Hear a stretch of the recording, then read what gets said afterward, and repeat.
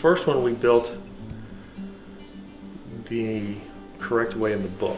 And when we started building that tractor, we seen there was some issues with some of the cuts. Some of the cuts weren't even listed in the book. This little device here makes life very, very easy. We're going to leave a link in the description below. The drill bit would go in here. The collet would be here, and it'd be loose. Okay, so it could free float on the shaft. And basically, you're going to open this up. You're going to put your piece of wood in here, and then you're going to close it. What that does, it tells you what type of screw you're going to need. Okay, so the thickness of the wood is 1.5. Or the size screw you're going to be using is 2.5. The screws do come color coded, but it'll adjust this collet, and then you'll tighten it with this Allen wrench. So your depth is already set to drill. I think it makes a stronger joint than a half lap. I know some people would probably disagree with that, but if you're not really good at making half laps, you're going to have a lot of gaps.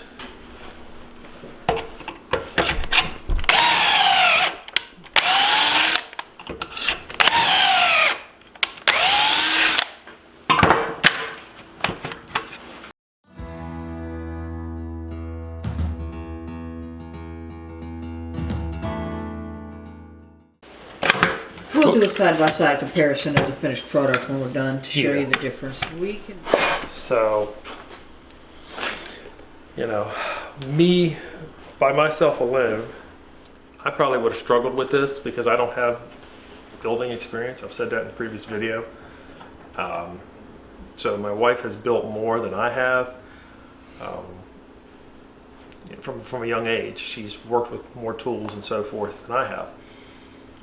With that being said, I wouldn't recommend it for somebody that's with no building experience. Like I said, there's cuts in there that's not even listed in the book. As we build ours, we're modifying it even more to meet our needs. One, like I said, being the Kreg joints instead of the half laps. We decided to build one with the Kreg jig because we've used the regular Kreg jig, and it worked well for us on building rabbit hutches and so forth. And then I got this, and I like this one because it sets the collet for you. It's real easy. You don't have to measure anything. Just put your piece of wood in, measures it for you. We're going to go ahead and keep doing the Kreg jigs. Once we Kreg jig these right here, these long pieces, we're going to start slapping this together. And you'll get to see us do that. This is where our joints are different from what's in the book. We're doing this Kreg jig. I already have one side put together. So what we do is we use that as a jig so we know that we get them exactly opposite.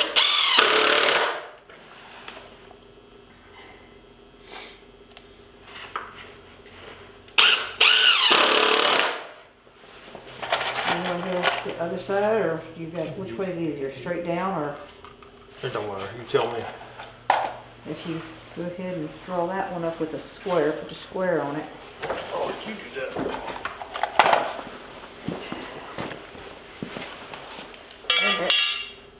All right. Ready? Yep.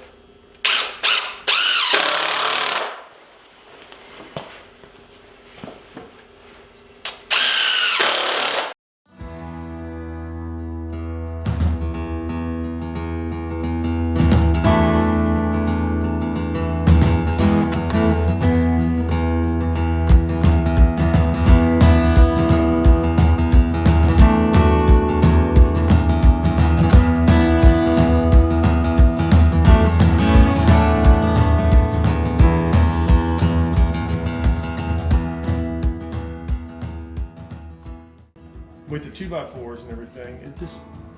No, we don't have to cut wire. Yeah. The 2 foot is inside the diameter. You don't have to cut wire. There's one thing we noticed was, so we increased this number here.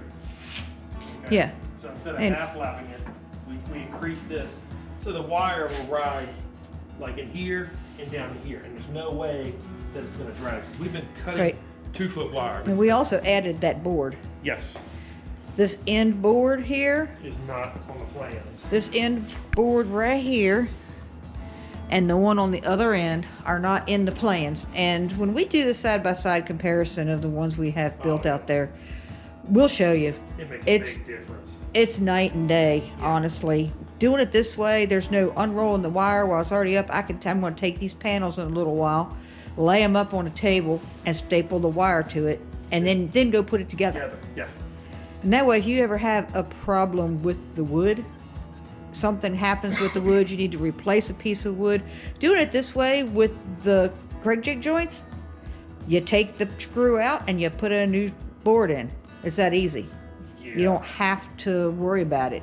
And that's the other thing too, is we want to work up on a surface. I'm not a young spring chicken anymore, and like I said, Yeah, Kreg jigging these things on the floor. It's hard on my knees.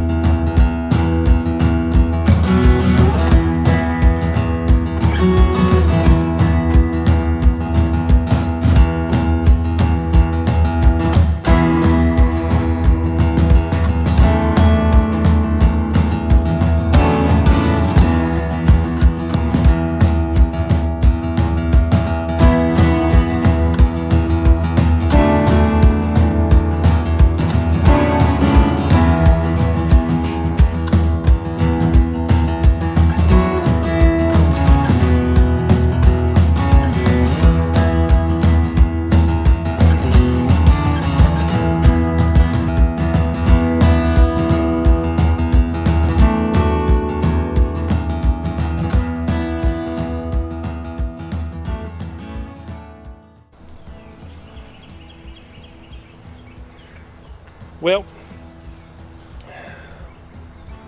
part of another things that we modified for this tractor, chicken tractor, is once you wrap your wire, okay, down, you've got some sharp ends here, okay, and when you put your tarp on, like we have the tarp on over there,